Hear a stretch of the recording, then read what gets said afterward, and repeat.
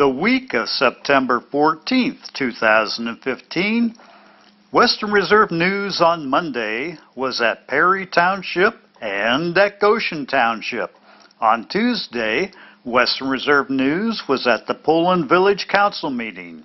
On Wednesday, Western Reserve News was at the Canfield Board of Education meeting. And on Thursday, Western Reserve News was at the Fairfield Township meeting. Here we go. Okay, we are at Fairfield Township. Let's listen to Mel give a road report. Mel! We've been continuing with our hot mix patching of the roads throughout the township. We have about 3/4 of the township covered. It's got a little bit up here in the northeast quad to go yet. You might notice when we came in and put up the additional ADA signs, parking here, and also put up the horse and buggy sign on the north end of Railway Road. Have you seen any yet? I haven't seen any down there yet, but I hear they're down there. Of course, I'm not all down on really too much this time of year. That's more of a winter time route for me. Well, we've been doing some culvert and catch basin work also. The ashes have been coming in pretty steadily after. Thought maybe we were going to have a little bit of trouble there, so that's been good. Kirk Road between Middleton and Crestview was paved on September 9th. Lines and berms are to be done yet. They put 1.5 inches of type 2 leveling on that and then topped it with 1 inch of top. Lower Elkton was line striped on September 15th through the county program from County 440 to State Route 558, as we had agreed to do. I contacted the Dexter company and told them they will award the bid to put the hydraulics hoist in bed on the 2006. And I also emailed them a copy of the signed acknowledgement on the 9th, so they should start ordering pieces and parts in to get going on that. They're going to come and get that truck now? It's right on the wording that it's up to them to pick up and deliveries. Because I guess when does their clock start ticking as far as that 12, what was it, 12-week, 14-week, or what was that?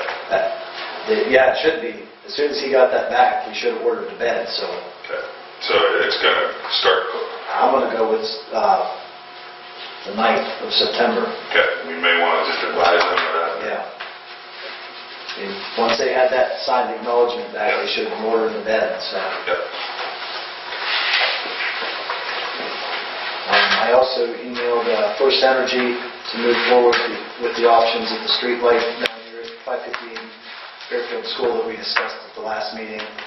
I haven't received any confirmation that it's been done yet.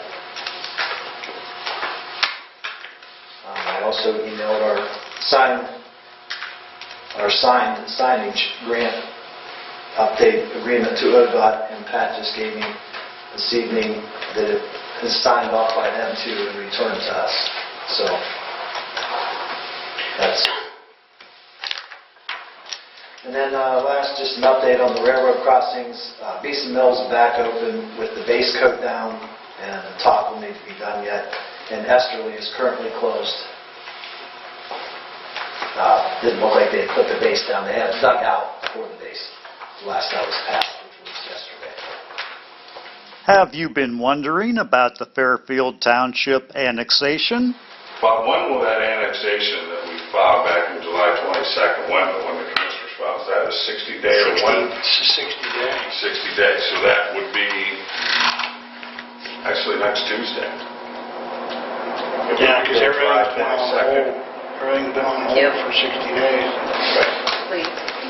So the 22nd, that 60-day window will be open. We've talked about this before, by high-rise code, the city of Columbiana will need to administer, since the intersection is part of the annexed area. And I talked to Lance about this last week. Because at this point, the county engineer and the township are statutorily completed with the project. We cannot, by high-rise code, administer or work anymore in that project because that area is annexed into the city. county engineer, and the township. We will hand these plans to the city, and they'll need to review them and approve them with the Port Authority, Tracy Drake, Jobs Ohio, and ODOT District 11.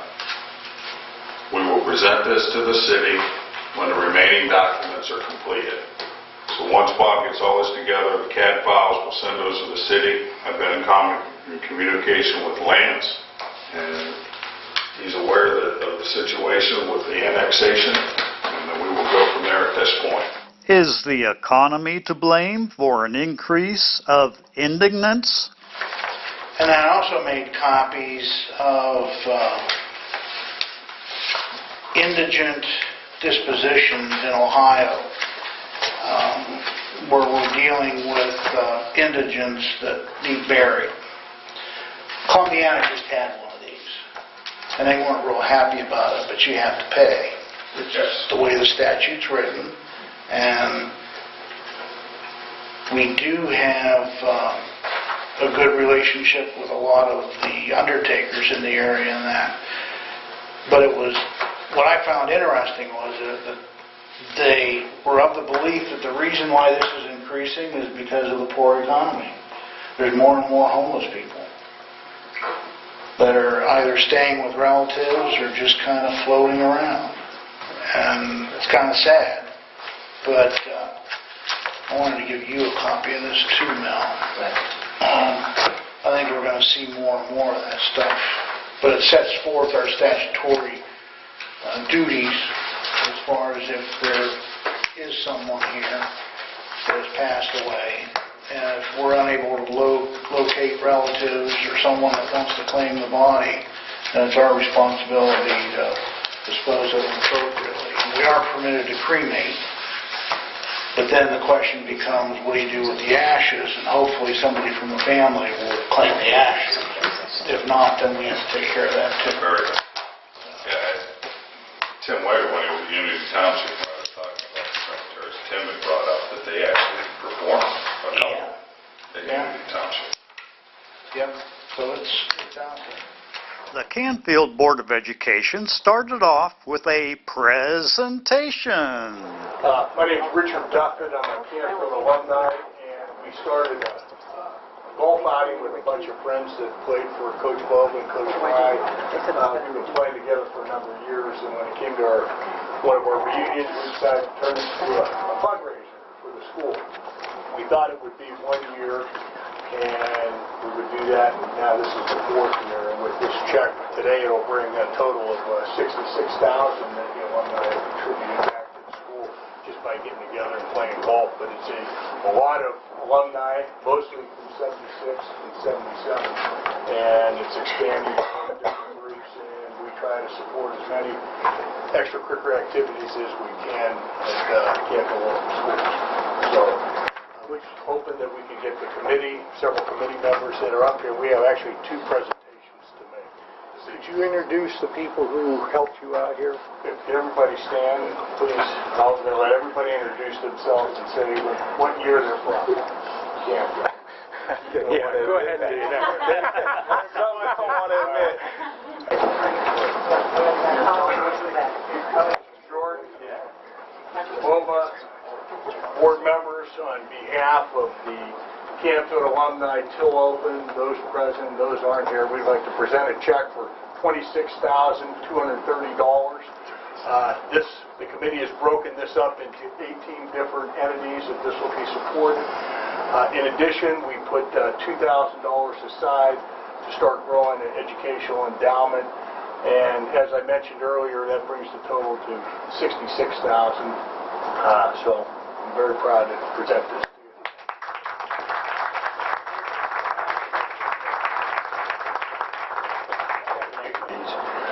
We also do a memorial at the beginning of the golf outing. This year, in salute to, in memory of Mrs. Eddy, we decided, and the Eddy family purchased this, and we'd like to present this to the school. This is the first Shirley Eddy Memorial Trophy. This will be presented to the winners of the Till Open every year, and it was decided by the committee and approached to Mr. Jordan that if we could display it at the school to remind people of all that the Eddies have done for the school as partnership, but also to remind alumni of how they can get involved, because we're trying to get as many alumni involved with this till open as possible, so maybe seeing this, then they would have something to get involved. So it says first place team, and you can see the plaque of the winner, so we'd like to turn that over to you as well. So.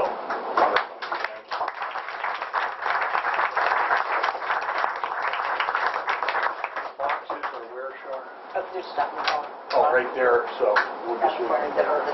Wonderful. That's better than some of the LPGA and PGA championships that I've seen. It's pretty heavy. And, you know, over the past few years, I know it's a labor of love by all of you. You know, heartfelt gratitude, appreciation, scholarships that have been given, opportunities for our youth, and without your support, much less has been available for our kids. So, again, thank you very much. I know a lot of booster groups have been involved now.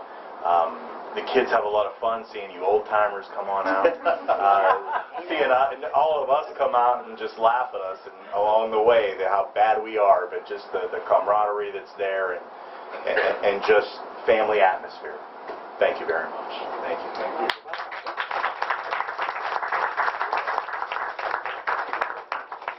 An explanation of what that middle school fire was all about. A favor and explain what the incident was in case there was somebody out there who didn't know. In case there was somebody out there that did not hear, we had a small electrical fire in one of our HVAC heating and air conditioning units on the top of our cafeteria. Immediately once it happened, some smoke started filtering into the cafeteria. As soon as we addressed and saw that there was an issue, fire alarm was pulled, fire department was called, every student was evacuated safely out of the building, and once the fire department got there and determined that it was a problem that was going to take a little bit of time to resolve, we moved everybody from C.H. Campbell up to the high school where they were held, parents were contacted, and sign-out procedures started with everybody. So it was a challenging situation today, but honestly everybody rose to the occasion, and it went as smooth as you possibly could have expected it to. How long did it take for them to get there? The fire department, they were there within 3 or 4 minutes. So it was a very quick response. And the building was evacuated before they even... The building was evacuated within 2.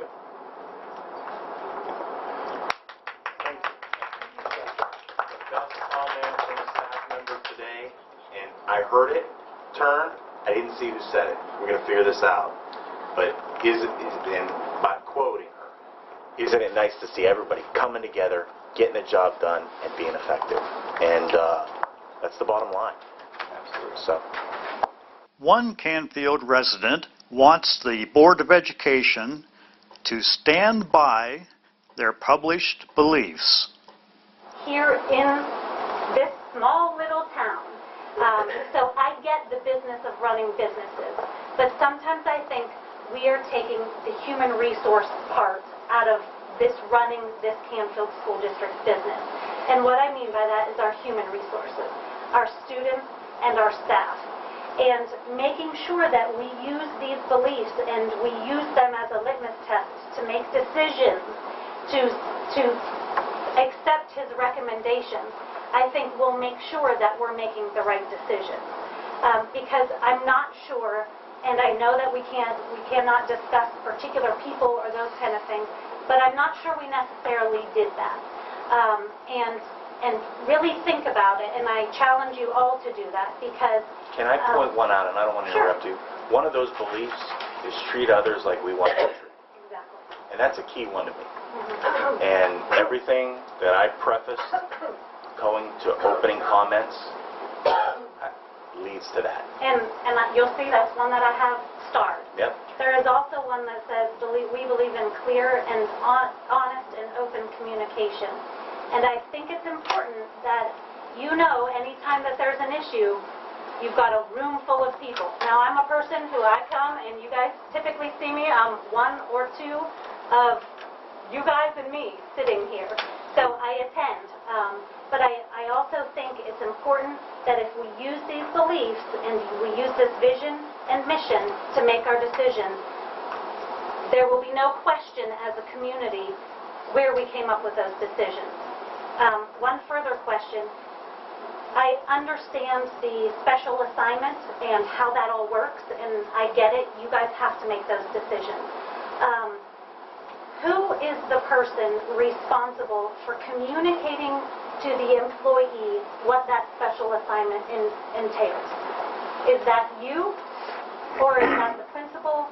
Who does that? The way the specific issue that you're talking about? Or, I mean, I'll try to complete the statement. It was joint effort for the entire CVMS administration and Central. okay. And when someone hears that and understands that and doesn't follow what's being told of them, there are other ramifications that take. One visitor is wondering, is the meeting being recorded? Why, of course it is. WRN is here. So with respect to meeting minutes, is there a way to have a more detailed output of meeting minutes? Is that a possibility? How, if that was a request, how would that I can look at that, but I think Robert's Rules of Order You and have to, minutes are strictly the business that takes place and not the rhetoric. But I will certainly look into that. Just for point of information, the treasurer's responsible for the minutes. She's over here jotting down lots of stuff. So the, I understand your the question. recording that's done, is that The something recording, that can that's be... something you could watch, and that's on YouTube. and that's also online as well. That's on YouTube, That's online too. now? Oh, it has been for a long time. Yeah. And is there a way to get that linked so that people know that? Because I've been asking for this forever, and I didn't know that that was online. It's on YouTube. Mr. Mullane, Put a link on can we the put a link. link on the website?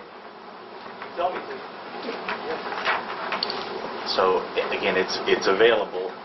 At the Poland Village Council meeting, a grandmother tells of her grandson receiving a bacterial infection after wading in Yellow Creek. We'll work for Stephanie and hopefully get some avenues opened up for you. Okay. Well, And tell us where you are, where you live, please, oh yeah. for those who don't know. Barbara Stacy out of the 4885 Arrow Road, Fulton Township. My grandson, Cody, was in 7th grade last year. On November 7th, they were back here on this playground and going over to Kravitz's, okay? And as he was running through, he slipped and went down that embankment, okay? And there was evidently a big tree stump or something sticking up. So it caught him on his knee, ripped it open, and he landed in Yellow Creek. Okay, so he called me immediately. I was subbing at Union, and he said, Grandma, I'm really hurt. So I come flying down here, and the boys, I don't know how, and the girls carried him up from that, and it was very, very steep down there. Got him in the car, took him to the hospital, got here to Akron Children's, and they said, we cleaned it out as best we could, but you never know about creek water. So just watch him. So I was going to have him the next day when his mother went to work. So when I got up there, he goes, boy, my knee's really hurting, Grandma. And I looked down, and I said, where's the thermometer? We got to take his temperature. It's like 103. Called Akron Children's. They said, get him here immediately. Got him up there. They lanced it. They worked on it, and the doctor came out, and he said, there's something very horrific in his knee. And we can't do anything. You have to take him to Akron.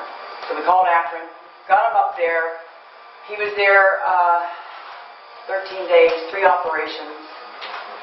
And their doctor up there, Dr. Shanker, is the infectious disease specialist of the world. They were very lucky to have that man up there. He came over and he said, in Cody's leg is human fecal, animal fecal, E. coli, and the 4th one, we can't name it, but I have sent it to Asia, Africa. I've sent it to every one of my colleagues in the world. I got one response. They don't know the name of it, but it's horrific. So he said he's got to be on a PICC line for 9 weeks at least, and he said, all I can tell you is the antibiotics that I'm putting in this PICC line are going to definitely kill the human fecal, animal fecal, E. coli. This one we don't know. But thank God he's not a diabetic because he probably would have lost his leg. And the EPA said that Yellow Creek has a higher than acceptable bacterial count. So finally, somebody at the dog warden was nice enough to help me out. This lady, she said, here's what I'm going to tell you to do. She said, you got to call the EPA. And I got the EPA's number, so I called the EPA. And the lady there was very nice, but she said, I don't know what to tell you to do. She said, because, well, you know, there's no money for this. I said, no money? I said, I just want to get the water tested. I just want to see what's in this water. In the back. So she said, well, you're just going to have to call somebody. I said, that's okay. I'm done. I said, I will be in the Vindicator, and I'm going to call all my 3 TV stations. And I said, I promise you, if nothing's done, I will be on Matt Lauer's show. I promise you. I'm not giving up on this because there's many kids that play in this creek, and they shouldn't be in there. There's no way on earth anybody should be in that water. So I said, that's okay. I hung up, not within 1 minute, I looked down at my phone, it was the EPA. And Gerald Orr is the head of the EPA. And he said, can you tell me what happened? Because you have to understand, we get prank calls all the time. That's why we don't call people back. I said, really? I don't think that's very good business. I said, I taught 40 years. If I would have left a message, I'm sorry I'm away from your children right now. Please leave your name, number, and message, and I'll call back, get you back as soon as I can. I'd have lost my job. How can you people never call people back, and how can you never be at your desk? I don't understand that. I didn't call one day. I called 5 days, morning, noon, and night. I said, if it wasn't for the lady at the dog warden, I don't know what I would have done, because nobody helped me. Nobody. So I told him what happened, and he said to me, I could hear his voice cracking, and he said, I have an 11-year-old son. I can't imagine him going through with your grandson. He said, no, you wouldn't want to.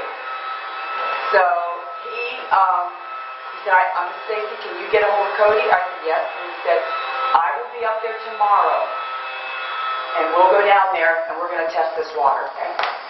So within a week, no phone call, I call him immediately. He goes, oh my God, we just got the results. I was just going to call you. He said, we're very concerned when your bacterial count in any water in Ohio, anywhere, is more than between 200 and 300. Cody's was 8,400. When was this? November 7th. Did we ever know about this? No. No. No, because I had nobody helping me. Christine, the reason nobody did, I called Tim. Wait, I never heard about it. Okay, I told Tim, and I said, I have the water tested. I had to wait now for, he said, here's what you have to do. He said, we got the water, here's your results. I'm going to give it to the EPA. To your Ohio ones. Pat Sweeney called me. She said, I'll do everything I can with you. I called 2 other agencies, and they said, what we have to do is, we have to wait, because now it's so cold. You said, you're going to have to wait till next spring. Thank goodness it froze over last year. Right. Then the horrific water came with all the rains in May and June. He said, I have to have 7 solid days of sunshine before I can retest again. I said, okay. I said, that's fine. But I said, he said, I promise you I will back up there. And he and Pat Sweeney's assistant both came. And they said, we'll help you out any way you can. I said, because there should be no kids. Yeah. Sure enough, we go down to test. There's 6 kids playing around there. One of my students homeschools her children. And she took them on a field trip. The little girl slipped and fell, and she has Mercer of the Year. So I said, they've got to do something. I brought the results from that. He retested, it's 280. He said, he said, but it always fluctuates. So I said, somehow they've got to barricade, do something. Put something over this water. And I went to the township, and Jim Charvelli said, well, that's a big distance. I said, but it's a kid's life. Because the next time, the other's not going to be as happy. I said, somehow, there's so many wonderful people in Poland. I've lived here all my life. I know if they can help us out. I don't care. Those kids are in that creek. And Mark Cabell said, Bart, don't you remember at the high school, the big joke was, maybe you remember, Christine, was when you got a big, big rain. Those kids couldn't wait to go home, get their kayaks, get their inner tubes, and they were down this thing all the way to Struthers. And whoever had the most leeches on them, Dr. Brine took off the leeches, and he counted. Whoever had the most leeches won. That's the darn thing. So I said, you see, they're all in there. Yeah. And I worked at the cross country, just training through there. No way this can go on. I'm telling you right now, no way, because he said that water, I talked to Professor at YSU, he sends his kids out here every year. He said it's the worst reading anywhere. Oh. Yellow Creek in Poland has the worst reading of any area. At Goshen Township, let's hear the EMS and Fire Report. Goshen Township trustees here. August 2015 report. Damascus Fire month of August. We had 41 calls. EMS was 29, 16 in Goshen, 9 in Butler, 3 others, and 1 in Knox. We had 12 fire runs. And again, whether you're a resident or not, please wear your seatbelt when you come through and at all times, please. The department responded to a large barn and garage fire. It appeared to be burning for quite a while before anybody noticed it and got a call. But they did save the house and the things in the house. So it was a shame because that was a 100-year-old barn and shed that we lost. So, but Derek wants to thank everybody that was involved in all the other departments for the great help and response that they got and to do that. So, again, please, no open burnings, because if it's get complaints, we have to put it out. So, if you are going to burn, don't burn trash, furniture, plastics, and things like that. So, we appreciate it. We've had lately runs at our local trailer parks that are not calls that they should be calling an ambulance for. They just want to ride to the emergency room. They don't feel good or stub the toe, absolutely the calls are not warranted. An ambulance call. But we've been getting quite a few of them again. So I just wanted to report on that. And most important, we're always accepting new applications for membership. So please, if anybody's interested, contact Derek, and it's 330-853-4418, please. We're always looking for good help. Thank you. Should a church service be held at the Goshen Township Hall? Well, we had a request from a gentleman that's here tonight that is interested in running our hall here every Sunday for starting a church. I've mentioned to the other 2 trustees.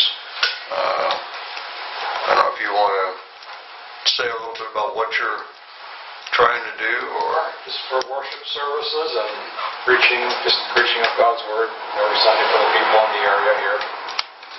Traditional hymns, basically, and so it'll be open for everyone, kind of type of thing. And that's what we're kind of just want to get God's Word out on a regular basis, you might say, and make it public for people. Worship service and regular traditional hymns too.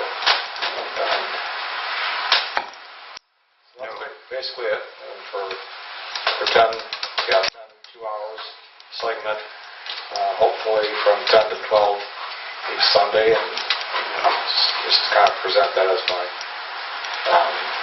see if that'd be possible. okay. Was you thinking about having any type of Sunday school too, or? Probably. It could be Sunday school.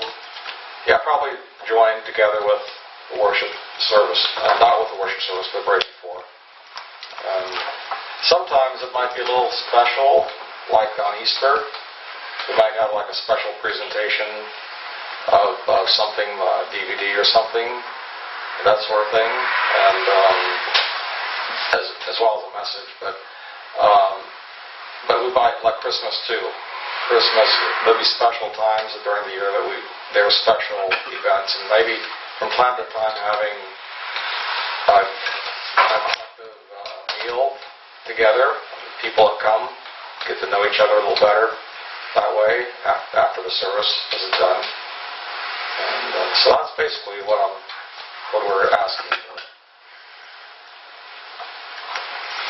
I mean, I think it's a great idea what you're doing there. I think in my opinion, I need to check with the prosecutor, this being a government building, where we legally stand on something like this. It's never been brought up to us before. It's sort of a new thing that I've been asked about. I have been involved with my uncle in the New England states in town halls. And they've done that before. And now it's been years back, but whether it's still the same, I'm not sure.